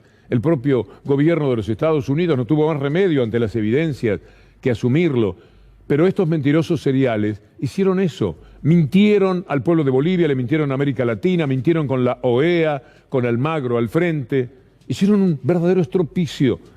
Atacaron lo mejor de América Latina, porque Evo ha sido el más exitoso en términos relativos de los presidentes de América Latina, porque tomó al país que más sufría económicamente, de pobreza, de desigualdad, y lo convirtió en un país viable. Eso hizo nada menos Evo Morales. ¿Se acuerdan? El hombre que el 82% se lo llevaban las multinacionales y le quedaba a Bolivia el 18% de todas sus riquezas. Y Evo determinó, logró que el 82% fuera para Bolivia y el 18% para esas empresas multinacionales, que se quedaron, mire si ganarían cuando estaban en el 82, que se quedaron mientras ganaban el 18. Esta es la estafa que sufrimos. Esto es lo que nos pasa permanentemente en América Latina y por supuesto que esto siempre es una medida para lo que sucede en la República Argentina. Tristísimo. Estoy hablando de mentirosos seriales. ¿Los presentamos? Mentirosos seriales, mitad de la cara del rostro de Macri y la otra mitad de María Eugenia Vidal, porque de ellos vamos a hablar. Empezamos por el personaje Mauricio Macri de esta manera. Primero, soy un amante, entusiasta, respetuoso, militante de la libertad de prensa. Creo en eso y no me hago extrema mala sangre por la crítica. Y dejo que las cosas fluyan, ¿no? No existe democracia si no hay libertad de expresión, y no existe libertad de expresión si no hay libertad de prensa. No es acatarla solo declamar la libertad de prensa, sino dar la cara cada vez que haga falta. Dejar que los periodistas pregunten lo que quieran, sin presiones, y responder todas las preguntas. Miren cómo responde. Mentiroso serial. Es el peor de todos, indudablemente, pero al mismo tiempo es inimputable. A veces tengo la sensación de que ya ni siquiera se da cuenta. Él juega, corre hacia adelante, dice aquello que intuye, le conviene, y está despreciativo de la verdad. Posiblemente toda su vida. Su mamá dice que tenía que pegarle de chico porque se pasaba la vida mintiendo. Bueno, ahora de grande no hay que pegarle, pero hay que tomar alguna medida. Y una de ellas es saber de quién se trata. Mire, cuando él dice el respeto al periodista, que puede preguntar lo que quiera, lo que sucedió ayer cuando le arrebata el micrófono a Nicolás Munafoy y se lo tira, es el verdadero rostro de un hombre que para hacer eso con el micrófono de C5N tenía que levantar el brazo, etcétera. Él miente, que los micrófonos estaban por delante, que se le venían encima los micrófonos. ¿Dónde se le van encima los micrófonos ahí de frente? No, él detectó el micrófono de C5N y en esa mezcla de bufón, de intento de ser gracioso y sobre todo prepotente y barra brava, hizo lo que hizo. Es mentira que sea un hombre que respete al periodismo. Todo lo de él es mentira. Mire, cuando dice que el juez lo ha perjudicado porque le impidió tener un día de trabajo, uno dice, ¿este hombre nos habla en serio o ya a sabiendas está tomándonos el pelo, está faltándonos el respeto? ¿Quiere escucharlo a Macri? Porque entre todo es gracioso. Decir que el juez, caramba, le sacó un día de trabajo. Ahora que fue liberado del secreto de Estado, ¿declarará ante el juez Baba? Por supuesto, el miércoles iré, más allá de que por su incompetencia voy a tener que volver a viajar a Dolores, perder todo un día de trabajo. Voy a tener que volver a viajar a Dolores, perder todo un día de trabajo. Al volver al día de trabajo. Vamos a verlo a Macri trabajando después que estuvo con el juez. Esta es una imagen más de las pavorosas mentiras que es capaz de decir. Ahí está, este es el día de trabajo para Macri. Puede ser que le dé trabajo invocar la pelotita en el hoyo, pero ese es otro tema, ese es otro tipo de trabajo. No puede ser tan irrespetuoso con la gente de decir el juez que está actuando en una causa que tiene que ver con el dolor y las preguntas que se hacen los familiares de quienes murieron en el mar trabajando para la Argentina, con los colores de la Argentina. Ahí está Mauricio Macri, mentiroso serial. Ahora pide para irse a ver al príncipe de Arabia Saudita. Tuve una invitación y se me invita un príncipe, fíjese lo que es, y no me deja ir el juez. Bueno, vamos a ver si no lo deja ir el juez. Esperemos que no, porque no corresponde, porque no está bien. Mire lo que es el propósito de Macri. Gustavo Veiga, destacado colega, hoy escribe una nota que tiene como título El último salvavidas de Mauricio Macri, la autorización para viajar a Arabia Saudita a raíz de una invitación que le cursó el príncipe Mohammed bin Salman. ¿Usted quiere ver quién es el príncipe Mohammed bin Salman? La preciosa criatura humana que quiere ir a ver Macri sí o sí. Se lo contamos de esta manera. Reporteros Sin Fronteras carga contra Mohammed bin Salman. La ONG ha presentado ante la justicia alemana una denuncia contra el príncipe heredero saudí por crímenes de lesa humanidad. Le acusa en concreto de ser responsable del asesinato del periodista Jamal Khashoggi, así como de llevar a cabo una persecución sistemática de los periodistas en Arabia Saudí. Es increíble, ¿no? A este personaje es que Macri le pide al juez permiso para ir a visitarlo. No les exagero, cortó en pedacitos a un periodista de apellido Khashoggi, que trabajaba para el Washington Post, nada menos. Mire el poder que deben tener. Lo protegió Trump, lo protegió el gobierno de los Estados Unidos, a quien en Estambul asesinó, mandó asesinar a este hombre. Lo rociaron con ácido, finalmente, para que quedaran pedacitos del cuerpo de Khashoggi. Eso hizo el presidente al que quiere ver Mauricio Macri. Y conste que no es algo que se nos ocurra a nosotros. Esto ha sido publicado por la inteligencia de los Estados Unidos. Esto es tal como se dice, más allá de las sospechas que instantáneamente se podían tener, porque lo llevaron con una trampa a Estambul. Tenía que sacar un documento para poder casarse. Vaya a Estambul, no hay ningún problema. En el consulado, entró al consulado y no salió nunca más. Allí lo mataron, lo torturaron y finalmente lo cortaron en pedacitos. Y a este príncipe es al que quiere ir a ver Mauricio Macri y le pide permiso al juez. Y va a decir seguramente que esto se hace para atacarlo, porque él no toma conciencia. Macri no puede tomar conciencia de los disparates que hace y que dice. No le importa nada. Mire, ha señalado que el gobierno de Cristina Fernández de Kirchner tomó más deuda que su propio gobierno. Usted dice, pero ¿cómo va a decir esto si todo el mundo sabe cómo fue la historia? No, él apuesta a que, aunque lo sepan, haya quienes dicen, mentime que me gusta, que hay millones. Apuesta a que los medios de la mafia de Clarín y Nación lo avalen o no digan nada, la dejen pasar, porque les sirve a todos ellos para la victoria final del establishment que están esperando para las elecciones del 14 de noviembre. Una mentira atrás de la otra. El gobierno de Cristina Kirchner se endeudó más que el nuestro por año. El gobierno de Cristina Kirchner se endeudó más que el nuestro por año. Y llevó de superávit a déficit. Bueno, Duhovne, su propio ministro, en pocas palabras, destruye, desarma esta mentira, por si hiciere falta. Sé que usted, si es un ciudadano que hace mínimamente lo posible para estar informado, esto lo sabe. ¿Qué pasó con las deudas? ¿Quiénes se endeudaron? ¿Quiénes gobernaron pagando deuda y conteniendo deuda que venía de mucho antes? ¿Y quiénes inmediatamente gobernaron nada más que tomando deuda? Porque lo único que se les ocurrió fue eso. Pero igual, siempre es bueno para nosotros en la columna dar lo que corresponde como prueba, si no son palabras que se las lleva el viento. Y la responsabilidad frente a ustedes es hablar y demostrar lo que se dice de esta manera. Que el gobierno anterior era tan estrafalario, tan poco comprensible, tan poco homologable para el resto del mundo, que nadie le prestaba plata. Entonces, la Argentina hoy tiene niveles de endeudamiento bajísimos, tanto a nivel del gobierno, como a nivel de las empresas, como a nivel de las familias. Basta, salgamos de ese tema, a las risas o llorando, como usted prefiera metafóricamente.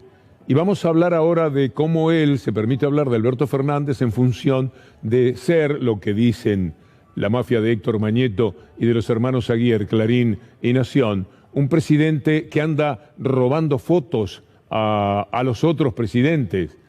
Es insólito, pero lo dijo de esta manera. Esto de colgarse de todo el mundo. ¿Colgarse en qué sentido? Y que todas estas memes que están dando vuelta, de que agarraba uno, agarraba al otro. Toquetón, dice usted. No, casi diría yo que parecía un jugador de rugby, que estaba tacleando presidentes por los pasillos, ¿no? La verdad que no es la forma, porque todo lo que se construye ahí, antes tiene que haber algo coherente, sólido, que lo avale. Lo quiere presentar como un ridículo Alberto Fernández. Vamos a recordar uno de los ridículos. Dejamos para otro día el de Theresa May, aquello de pararla supuestamente a Theresa May para decirle tenemos que hablar de la soberanía de Malvinas y venir a decírselo a los periodistas. Mire estas imágenes con Donald Trump, el ridículo de Macri, ahí está poniendo cara de canchero, se le va a Trump y dice, Trump, escuche, bueno. Y entonces, ¿qué hago ahora? ¿Cómo disimulo esta situación que me ha planteado? Mira, porque dice, este va a volver.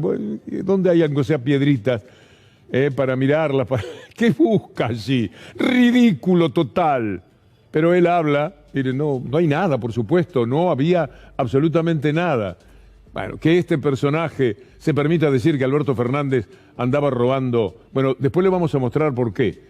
Ahora quisiera presentar a Alberto Fernández en la presentación del libro El Rescate, aunque sea un tramo de su discurso.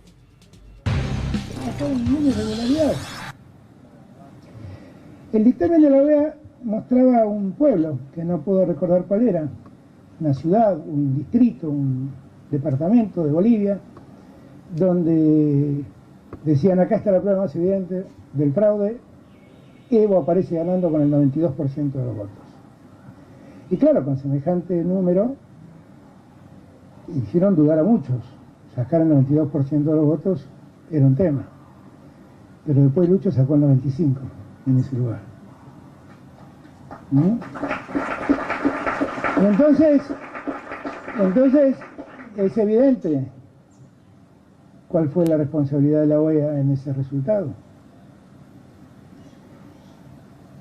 Y es patético que todavía el secretario general de la OEA siga siendo quien fue y quien hizo eso.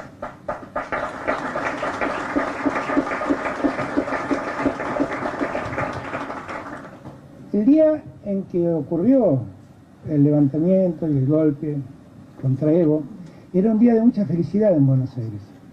Nos reuníamos en el Grupo de Puebla, ¿no? Y era un día de mucha felicidad porque el día anterior había quedado libre Lula. Y entonces estábamos todos muy contentos y todos celebrábamos, y en un hotel céntrico de Buenos Aires nos reunimos, hablamos de ese grupo que nació a instancias de Marco Enrique Sominami y yo, que dijimos, che, vamos a empezar a reunirnos porque si no parecía que habíamos desaparecido del mapa, y empezamos a llamar amigos, José Luis Rodríguez Zapatero, uno de sus amigos, me dijo, deberías comunicarte con un economista que se llama Alfredo Serrano, que es muy bueno, que te puede ayudar mucho, y ahí lo conocí a Alfredo. Y empezamos a hacer la rotera y empezamos a sumar. Y así se sumó Samper, así se sumó José Luis Rodríguez Zapatero, así se sumó Lugo, fuimos sumando, hasta que el Grupo de Puebla adquirió una dimensión enorme. El Grupo de Puebla se llamó Grupo de Puebla. Es la presentación de un libro muy especial, se llama El rescate de Alfredo Serrano Mansilla y se cuenta cómo Alberto Fernández, que está hablando, salvó la vida a Evo Morales, que acaba también de expresarse, como siempre con la infinita gratitud que le provocó, que en la misma noche del golpe de Estado lo buscaban para matarlo, porque era lo que pensaban ellos que le daba resultado, que terminaba con todo. Después de la mentira de la derecha de Bolivia, de las derechas del continente, que apoyaban por supuesto todo esto y que aún son capaces de decir que no fue un golpe de Estado, después de la acción de la Embajada de Estados Unidos y de los militares, de la soledad en la que quedó Evo Morales, lo querían matar. Allí donde mataron al Che Guevara, querían matar a un hombre que era lo más aproximado que hay, ya que estamos hablando de Bolivia, a lo que el Che Guevara quería del mundo, porque él lo hizo con Bolivia. Nos hemos olvidado un poco del significado que tiene Evo Morales en nuestra América Latina. Lo que hizo fue sencillamente grandioso. Vamos a mostrarles ahora lo que motivó que Macri dijera de Alberto Fernández que era un presidente que andaba corriendo detrás de la foto. Después vimos el ridículo que él hacía con Donald Trump.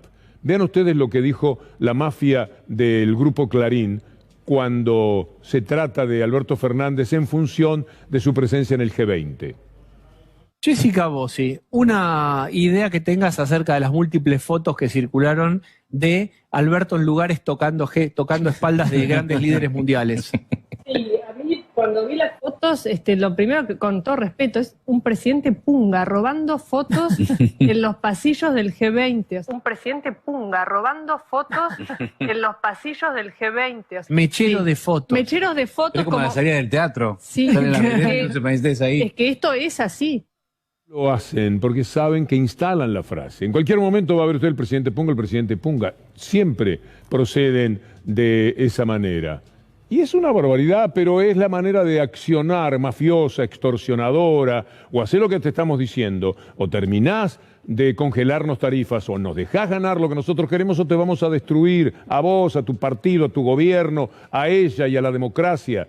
Todo nos vamos a llevar por delante, es el mensaje cotidiano de ese personaje, Héctor Mañeto, a través de sus páginas de Clarín y de sus canales de televisión, acompañado por ese sidecar del diario La Nación, porque ese es el papel que tiene, aunque desde el punto de vista ideológico está un paso más adelante en lo que es ser derecha fea, que el diario Clarín. Miren lo que dicen del presidente Punga, o lo que ha hecho. Por ejemplo, lo que el New York Times presenta como una gran empresa firmó por $8.400 millones con la Argentina.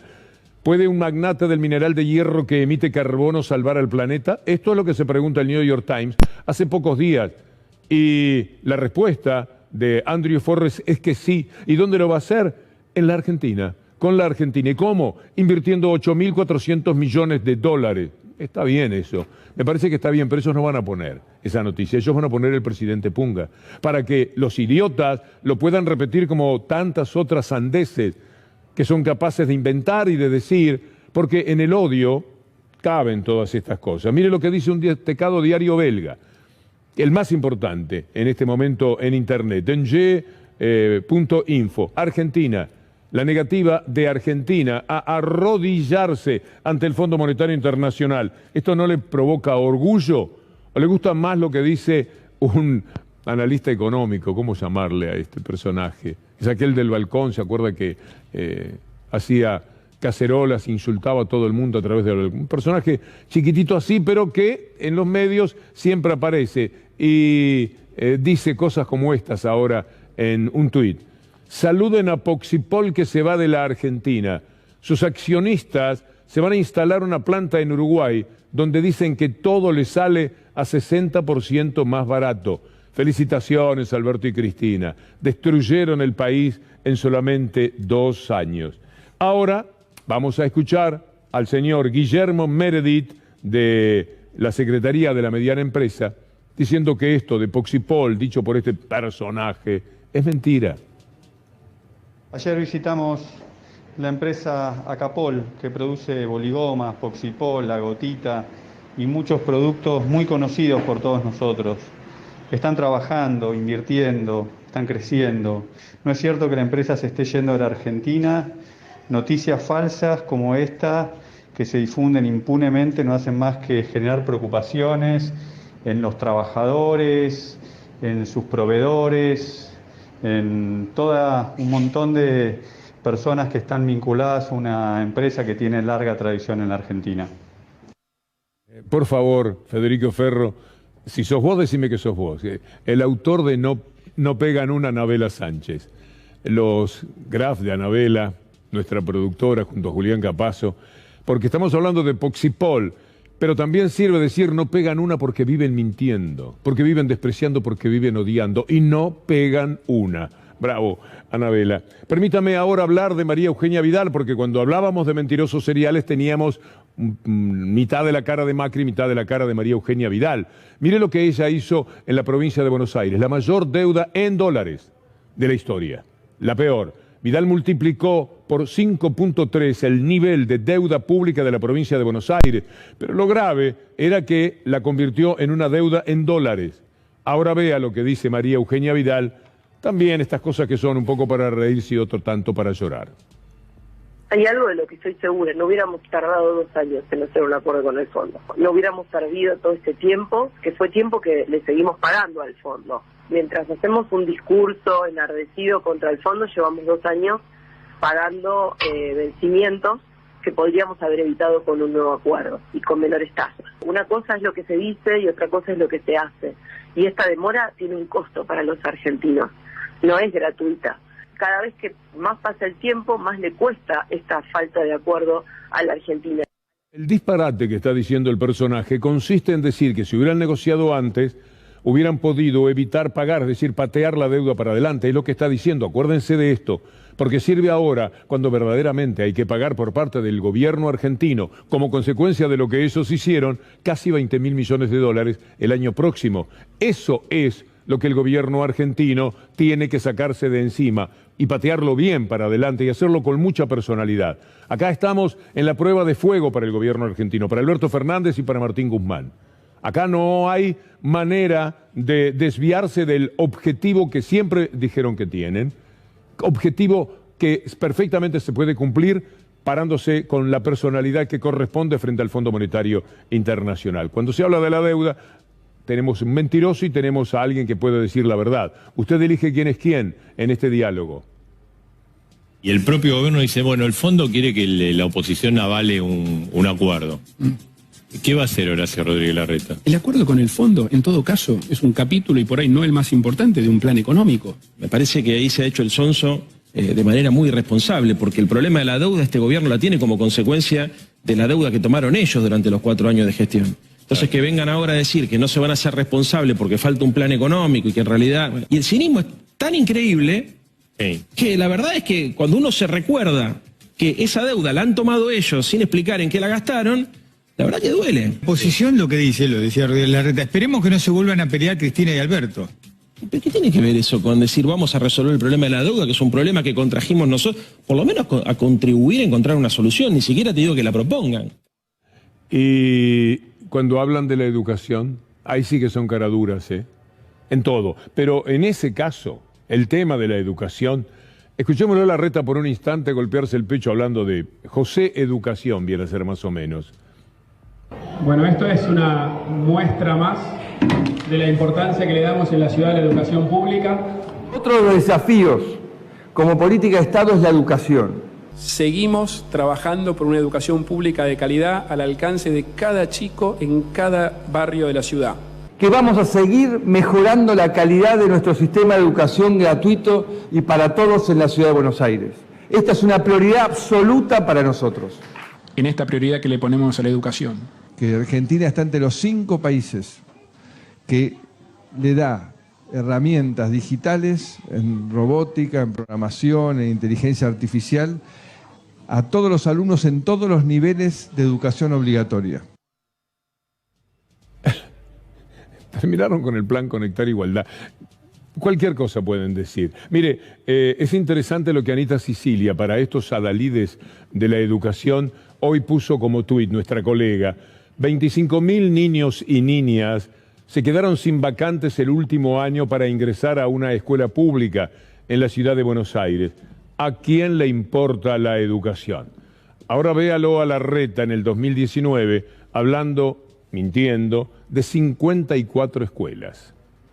En la ciudad este año, con la ayuda, en este mandato, perdón, con la ayuda del gobierno nacional, estamos construyendo 54 escuelas nuevas. 30 de ellas tienen jardín a partir de los 3 para que hagan el enganche de los chicos cuando terminan el CPI. Rodríguez Larreta es denunciado. Tiene que explicar en dónde están, porque no las encuentra nadie, las 54 escuelas que dice haber construido. Mentirosos seriales.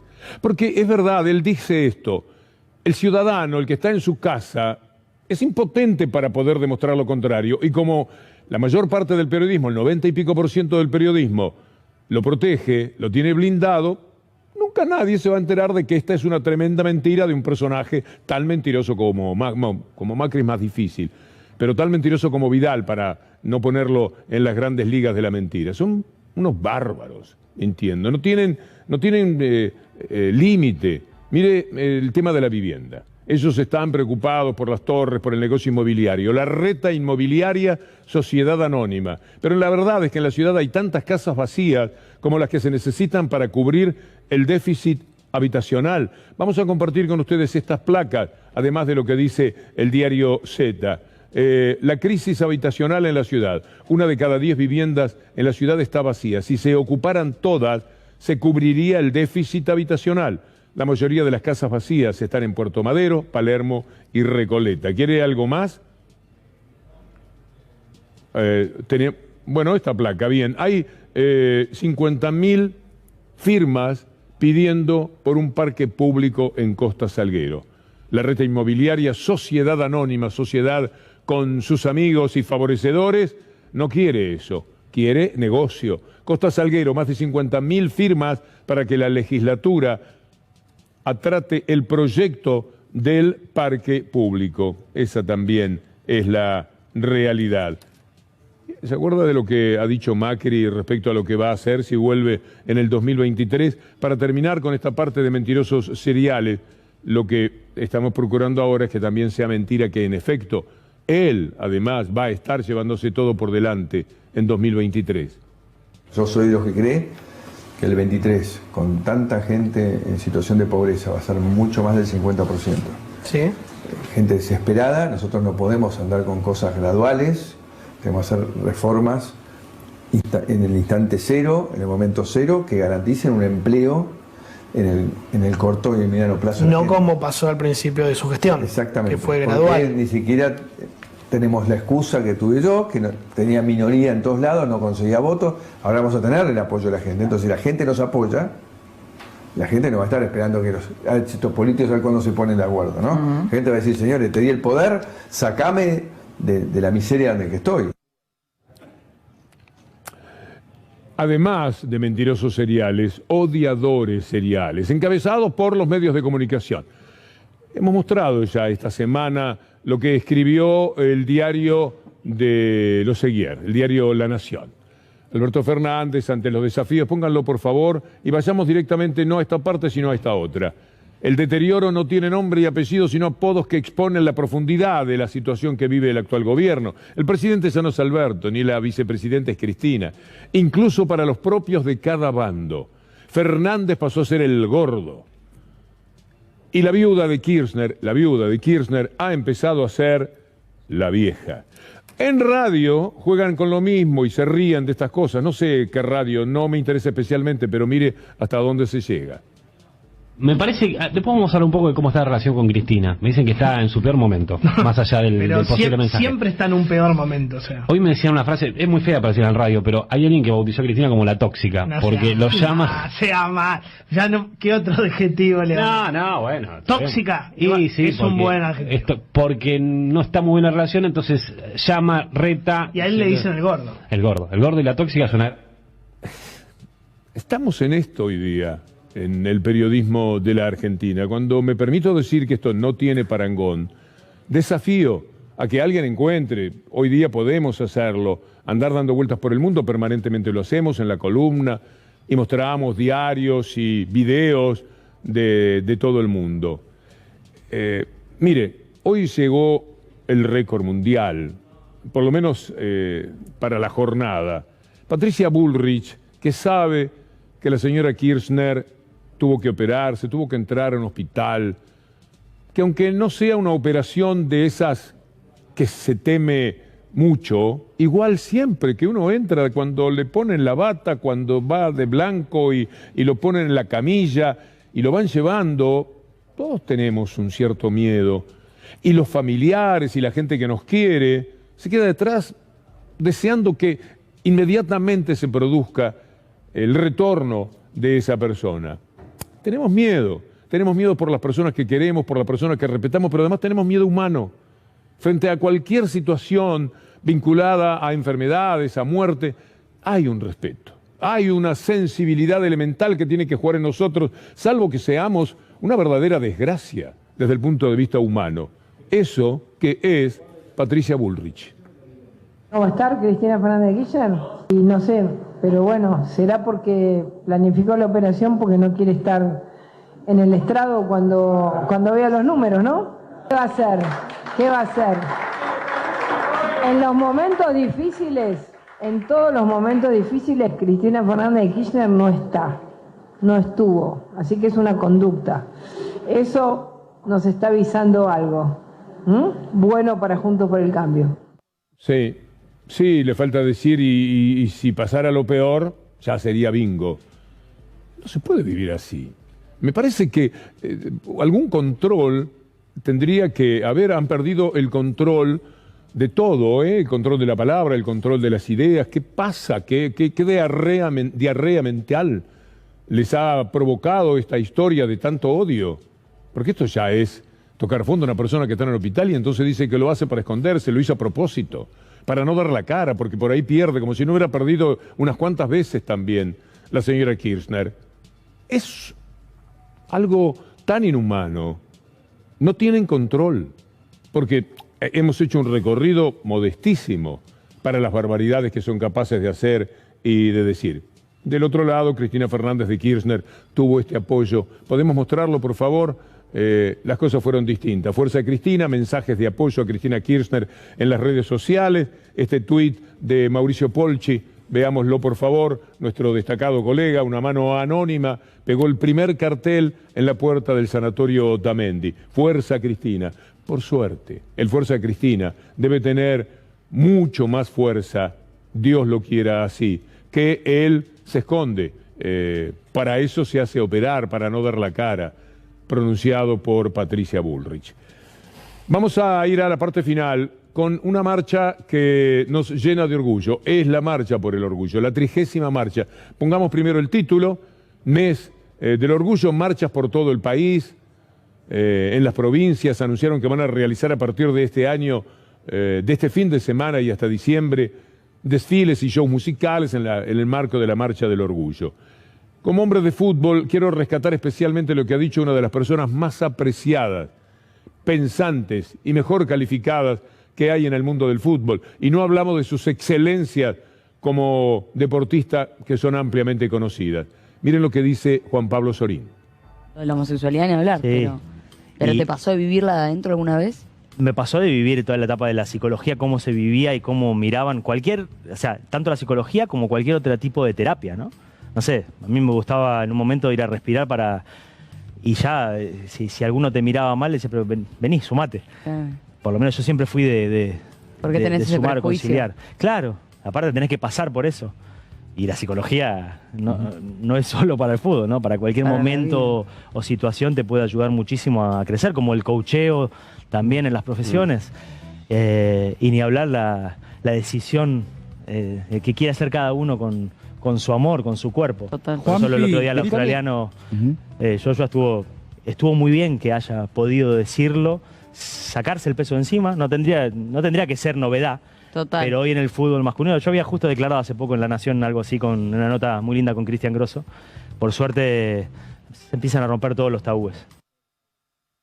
Un humano así nos cambia la ecuación, por supuesto, y nos deja con una sonrisa muy distinto a algunos tramos de la columna que hemos tenido que compartir con ustedes. Y ya que estamos con los temas de la inclusión y de los derechos, quiero compartir con ustedes brevemente un tramo de la película Yo Nena, Yo Princesa, que a sala llena, por suerte, se está ofreciendo en estos momentos en la Argentina. Una gran película de Federico Palazzo con enormes, inolvidables actuaciones, pero además un tema humanamente maravilloso, que provoca un inmenso orgullo para quienes habitan este suelo. Los dejo con un pequeño tramo de la película y me voy con mis compañeros. Manuel está triste y él no se siente cómodo con hacer de mono. Yo no soy mono. Te toca ser mono, Manu. Él tiene que ser mono. Él preferiría ser bailarina. Yo soy mono y yo soy nena. Manuel es monito. No quiero ser mono. Dale, Manu.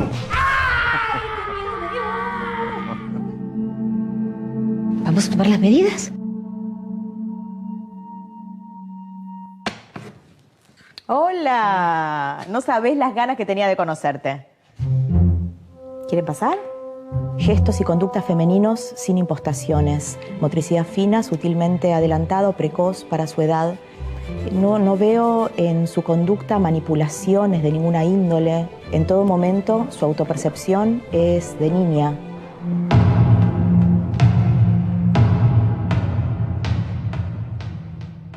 Doctor Darío Villarruel. La Sala Primera de la Cámara de Casación recibió hoy la apelación en el tema memorándum con Irán.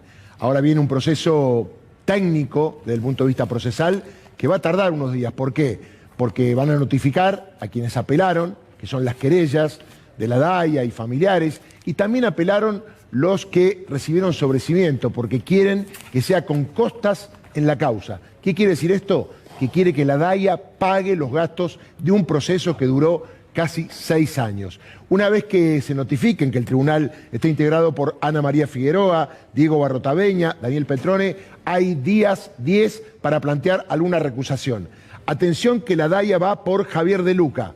¿Por qué va por Javier de Luca? Porque Javier de Luca es el fiscal de la Sala 1. Y recordemos que en su momento Javier de Luca ya había dicho que no había delito y que no podía ser querellante la DAIA. Por eso van a tratar de recusarlo, apartarlo para que quede quién. ¿Quién debería quedar en la Cámara de Casación para que siga adelante con esta apelación? Lo debés saber. Decímelo vos. El doctor Raúl Ple, que en su momento... Ayer lo mencionábamos como el intermediario entre Macri y la barra brava de Boca, era empleado de Macri en Boca. Se permiten todo, cualquier cosa. Tal cual. Y quiero decir algo, que Raúl Ple ya hizo algo malo. Fue en queja a la Corte porque está peleando para que la causa vaya a la Sala 4. ¿Que quién está en la Sala 4? El que jugaba al pádel con Macri, Mariano Borinsky. Y un dato que por ahí es menor, ¿no? Pero Mariano Borinsky juega muy bien al pádel. Es más, es campeón, tiene muchas copas. Y dicen que él comentaba, yo a Macri siempre lo dejo ganar. ¿Cómo vamos terminando? Tenemos todavía reunión en el Ministerio de Salud entre los laboratorios y funcionarios del Gobierno Nacional. Sigue la reunión allí. Ha terminado, me parece. A ver, Pablo Mesina. Doctor Hugo, ¿cómo estás? Buenas noches. Aquí estamos en la puerta del Ministerio de Salud. Todavía no bajó nadie. Yo les cuento cómo fue la cronología de llegadas aquí. 6:30 de la tarde exactamente llegó Roberto Feletti, el secretario de Comercio Interior, acompañado por la subsecretaria Débora Giorgi. A las 18:40, proveniente de Misiones, llegó la doctora Carla Bisotti después de haber hecho el lanzamiento del Plan Nacional contra el Dengue, y ya estaban allí esperándola quienes forman parte de esta reunión, que es la Cámara de Industrias Farmacéuticas. Yo tengo confirmado KM, Silfa y también Cooperaya como las que están presentes en el lugar para hablar sobre el precio de los medicamentos. Roberto Feletti, cuando intentamos consultarlo desde aquí, de las rejas, al lado de la entrada del Ministerio de Salud, nos hizo una seña como que hablaba después, porque no está confirmado si vamos a tener la palabra de alguno de los funcionarios, pero bueno, entendemos que algún tipo de comentario de lo que será este encuentro del día de hoy vamos a tener. No llega a una hora todavía esta charla, este encuentro y esta reunión, que entendemos, según estuvimos hablando con gente de prensa, se tendría que extender por lo menos una hora y un poco más, porque todos tenían intenciones de hablar, así que de un momento a otro podría estar finalizando y tener aquí aquí las palabras de los protagonistas. Esperemos que así sea para tener algún tipo de novedad al respecto. A Rafa Palavecino. Víctor Hugo, continuamos con el sanatorio Otamendi. Recién vimos ingresar nuevamente al expresidente Eduardo Duhalde, quien también esta mañana, este mediodía, habló con la prensa acá porque justamente su pareja Hilda Duhalde está también internada aquí dentro. La vicepresidenta Cristina Kirchner continúa recuperándose. Ustedes recién compartieron el segundo parte médico que fue firmado por Marisa Lanfranconi, que es la directora médica del sanatorio Otamendi, en donde amplía un poco más sobre la histerectomía ampliada por vía laparoscópica que se le practicó a Cristina Kirchner. De acuerdo a la evaluación macroscópica realizada, el pólipo uterino encontrado presenta características benignas. El resultado definitivo del examen histopatológico se emitirá la próxima semana. Continúan también algunos carteles que han agregado, que han acercado aquí algunos simpatizantes, militantes también, que han expresado su cariño para la vicepresidenta que ingresó esta mañana a practicarse esta cirugía. Así que también esperamos novedades para cuando le den el alta y pueda retomar lo que resta de la campaña. Y ahora Nicolás Munafó. Víctor Hugo, ¿cómo le va? Buenas tardes. Bueno, acaba de terminar esta presentación aquí del libro Evo Morales, Operación Rescate, que narra un poco lo que, bueno, tuvo que vivir el ex presidente de Bolivia, bueno, luego del golpe de Estado en noviembre del año 2019. Bueno, tomó la palabra precisamente Evo Morales aquí, que estaba acompañado por el presidente Alberto Fernández, y allí Evo Morales le agradeció precisamente al presidente argentino por haberle salvado la vida. También después el presidente Alberto Fernández, bueno, habló un poco de lo que fue ese proceso para intentar rescatar a Evo Morales de Bolivia, sacarlo. Recordemos la situación de que le habían incendiado la casa y demás. Y bueno, cómo fue todo ese proceso. Y también habló, y en la parte que pudimos compartir en vivo en C5N, que no entendía cómo Oscar Almagro, el titular de la OEA, aún seguía hoy en ese estado, después de lo que ha colaborado, según el presidente Alberto Fernández, la OEA en este caso, para que se lleve adelante el golpe de Estado allí en Bolivia en el año 2019. Bueno, muchas figuras políticas también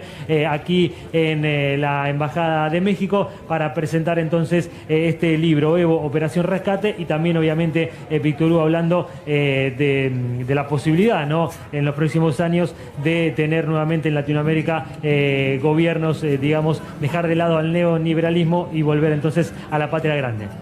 Estamos casi en el final del programa. Estoy viendo que hay invitados muy especiales, muy importantes, como siempre, para el programa Minuto 1 con Gustavo Silvestre.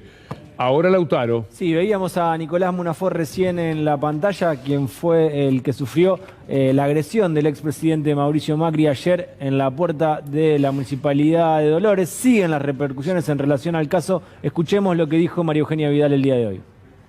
Mi opinión es que cuando las cosas están mal, y está muy bien que haya pedido disculpas porque era lo que correspondía. O sea que con la disculpa de ayer está finalizado. Bueno, creo que cuando uno se equivoca, lo primero que tiene que hacer es disculparse y no, tampoco es, lamentablemente, ¿no? Porque debería ser lo común, no es algo habitual en la política, no creo que él lo haya hecho con ninguna intención, pero efectivamente se generó una situación violenta y me parece muy bien que pida perdón. Ahí le escuchábamos destacar que haya pedido perdón, pero por otro lado también una contradicción en no creo que lo haya hecho con intención, pero se generó una situación violenta. ¿Para qué vas a pedir disculpas si no hiciste algo con intención y podés demostrar que no era con intención? Y terminaba de decir también que se generó... Es como decir disculpen que me caí. Claro, se generó una situación violenta. ¿Y quién la generó esa situación? El expresidente Mauricio Macri. El tuit fue una tomadura de pelo, cuando dice, lástima que cayó en el agua, como diciendo... si no hubiese pasado nada. Y también un acto, dice que fue un acto reflejo y fue muy selectivo, Víctor Hugo, ese acto reflejo. Bueno, estamos en la despedida. Dato fundamental de hoy, en lo económico, con Estefanía. Los medicamentos. Sigue la reunión en el Ministerio de Salud. Todavía no hay un acuerdo, pero siguen los diálogos, siguen exponiendo tanto los laboratorios como el gobierno nacional. Seguimos con las repercusiones y ahora vamos a escuchar más de lo que sucedió en relación al hecho de violencia que sufrió nuestro compañero Nicolás Munafó. Ayer nuestro canal sufrió una agresión de parte del expresidente Macri, que nos tiró un micrófono al suelo. Lo vi por televisión, bueno, es una cosa que no se puede admitir. No se puede admitir en democracia. ¿Cómo lo califica? ¿Cómo lo califica? Que no corresponde, es un error grosero del presidente. Bueno, ahí le escuchábamos al expresidente Duhalde en relación a la operación de Cristina Fernández de Kirchner. Recordemos que también su pareja está en el Otamendi. Y cuando repasamos las repercusiones en relación a Juntos por el Cambio, por lo que le tocó vivir ayer a Nicolás Munafó, encontramos manifestaciones como, por ejemplo, la de Sandra Pita. Ayer veíamos la de Laura Alonso y así se expresa Juntos por el Cambio en relación al hecho. No se puede ni hacer una broma porque el ejercicio de culposos y enamorados del sistema corporativo va a salir a interpretarlos al revés. Es lo que está diciendo Sandra Pita. Dijo que esto es una broma, es lo que estamos viendo ahí en pantalla. Y si le parece, Víctor Hugo, vamos a compartir nuevamente... ¿No me tuteas más?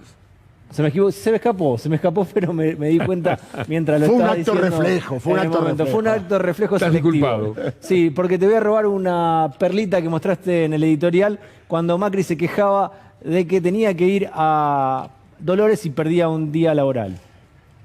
Que fue liberado del secreto de Estado. ¿Declarará ante el juez Baba? Por supuesto, el miércoles iré, más allá de que por su incompetencia voy a tener que volver a viajar a Dolores, perder todo un día de trabajo. Voy a tener que volver a viajar a Dolores, perder todo un día de trabajo. Bueno, perdí un día de trabajo jugando al golf, sí, claro. Lo vimos ayer, Víctor Hugo, en tu editorial. El Dolores Golf Club. No cualquier cosa. Doctor, gracias. No, por Estefanía, favor. Un placer. Hasta mañana. Estimado Víctor Hugo. Lautaro. Amigos, hasta mañana, si Dios quiere, hasta Gustavo Silvestre.